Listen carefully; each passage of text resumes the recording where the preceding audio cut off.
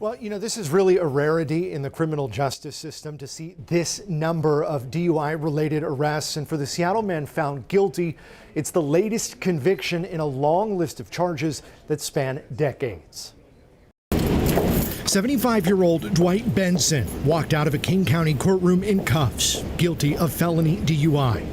Wednesday's conviction makes it 17 for a man who hasn't held a valid driver's license since 1999. I can't fathom that in reason I could convince myself, nor should I even try to convince myself, that at this point Mr. Benson has changed his stripes and will no longer consume alcohol, become impaired, and get behind the wheel of a car. In court, a public defender argued the Vietnam-era combat veteran just wasn't himself on April 19th when he crashed into an oncoming vehicle, a crash that both drivers walked away from.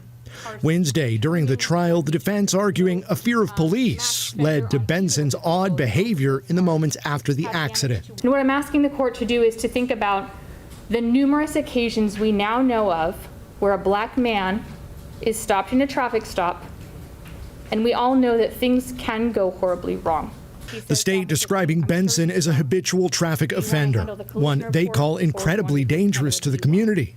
Despite having a prior felony DUI that had resolved a few years earlier, despite how easy it could have been to call a taxi, to call a Lyft, to call an Uber, to take the bus, or even to call a friend to pick him up, he chose to drive.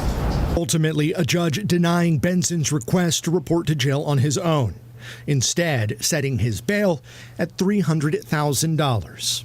Sentencing will take place next week as Benson faces the possibility of several years in jail. Tonight, a spokesperson for Mothers Against Drunk Driving tells me this case is a failure of the system. They say that the goal of prosecution should be to stop that behavior from happening again, and clearly this did not happen in that case.